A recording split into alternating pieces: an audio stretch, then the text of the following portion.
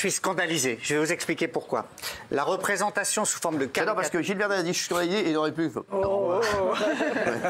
La représentation des Juifs sous forme de caricature, c'est un des fondements de l'antisémitisme. Ça légitime les persécutions avec des stéréotypes abjects. Et moi, je vous le dis très franchement, très crûment, la France Insoumise tente de dire c'est une représentation d'une figurine de carnaval, etc. Ils tentent de trouver des paravents. S'ils ne s'excusent pas, ma seule conclusion, c'est que la France Insoumise, en tant qu'institution, est antisémite. Voilà. Ah oui, c'est vrai. Eh ben, je n'ai pas d'autres mots. Voilà. Raymond. Je sais pas, moi j'arrive pas à voir. Moi je vois un personnage qu'on a rendu méchant. On lui a mis des yeux, un sourire méchant, un nez crochu. J'arrive pas à me dire moi parce que c'est un nez crochu, c'est un juif. Parce que il est black, alors c'est un singe. Parce qu'il est ceci. J'arrive pas à rentrer dans les cases les gens comme ça. Moi. Pour moi, j'y vois pas une représentation d'un juif. Emmanuel Macron est juif ? Non. Je crois que ça s'appelle Emmanuel Macroud. J'arrive pas à voir une représentation là-dedans. Moi, on peut s'associer à la. Peut-être expliquez-moi aussi. Non, mais il a raison, Raymond, parce qu'on a plein de savoir, et on a plein de comprendre, parce que c'est vrai qu'il y a plein de gens qui ont dit comme Raymond. C'est vrai que dans les archétypes de la caricature du juif après l'argent, et qui est une caricature qui date des années 30, qui a été dans toutes les. Même dans l'affaire Dreyfus avant. Et même l'affaire Dreyfus avant, au 19e, c'est à chaque fois qu'on représente le juif pour le caricaturer et pour dire qu'il est proche de l'argent et que c'est un être cynique et veule, on le représente avec les mains comme, qui sont comme si elles allaient prendre des billets d'argent et le nez crochu. C'est typiquement dans la caricature antisémite des années 30 la façon de les représenter. Mais Emmanuel Macron est... Mathieu. Et c'est une des raisons aussi pour lesquelles on associe toujours Macron aussi à la banque Rothschild en disant la banque, l'argent, etc. On dit qu'il a la rage. Je n'ai pas vu une seule seconde. Franchement, effectivement, quand on fait un méchant, la sorcière dans Blanche-Neige, elle a un nez comme ça. Quand on fait un méchant, on le fait méchant. Il n'est pas juif, il n'est pas ultra-libéral, il n'y a pas d'antisémitisme chez Mélenchon, pardon. Je ne vois pas une seule seconde où on peut voir ça dans cette caricature. Alors là, pardon, mais pas une seule seconde. Non, mais ce qui est Géraldine. Non, moi je suis complètement d'accord avec Gilles et je remercie d'ailleurs Gilles de dire ça ce soir. Je n'en reviens pas. Il y a effectivement dans la France Insoumise parfois une ambiguïté. Merci. Alors évidemment, je ne vais pas dire la France Insoumise est antisémite parce que ce serait diffamatoire, mais il y a une ambiguïté parfois dans leur.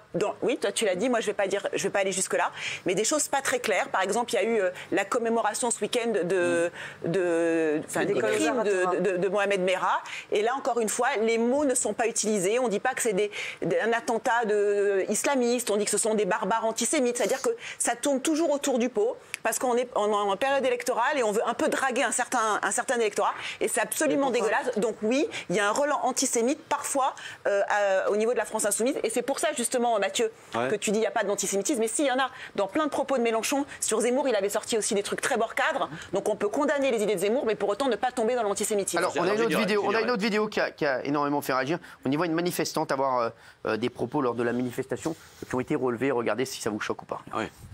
Boycott Israël apartheid, boycott Israël raciste, boycott Israël sioniste, boycott Israël terroriste, boycott Israël, j'ai déjà dit raciste, apartheid. Il reste quoi là? Colonialiste. Impérialiste. Voilà. Criminel aussi, qui s'est construit sur un nettoyage ethnique. Ouais. Donc voilà. Alors, Raymond, voilà, moi je voudrais Guillaume. Mais là c'est de la manipulation, on prend les propos d'une manifestante et on les fait peser sur tout un parti. Moi, non mais ça fait partie de la France Insoumise, ça existe. Non mais il y en a partout, il a raison. Là on montre une qui parle et on fait peser ça sur tout un parti. Bien sûr. Moi je trouve ça extrêmement grave de créer de l'antisémitisme là où il n'y en a pas. C'est une caricature. Comme du racisme, comme on en a vu. Voilà, c'est ça. Le propre des caricatures, c'est que les traits soient grossis. Quasiment toutes les caricatures ont un gros nez, donc ça ce n'est pas choquant. Il y a eu plein d'autres caricatures d'Emmanuel Macron. Comment vous expliquez alors qu'il y a plein de gens qui les relevé? Ils ont les idées mal placées et ce sont des partis politiques. Non, ce sont des partis politiques qui veulent faire tomber la France Insoumise en les traitant d'antisémites. Je trouve ça honteux. Daniel. Non mais c'est juste une chose, c'est un parti qui est régulièrement montré du doigt pour justement une sorte de double langage et à chaque fois ils viennent sur les plateaux dire mais non pas du tout. Mais en même temps, à chaque fois ils remettent une couche derrière, puis ils reviennent mettre 1 euro dans la machine pour dire Daniel, on va pas faire 2 heures là-dessus. Daniel. Je suis désolée, le paillassou, c'est-à-dire faire sauter comme ça un pantin, c'est une tradition, une vraie tradition dans le carnaval de Nice. J'ai regardé d'autres images.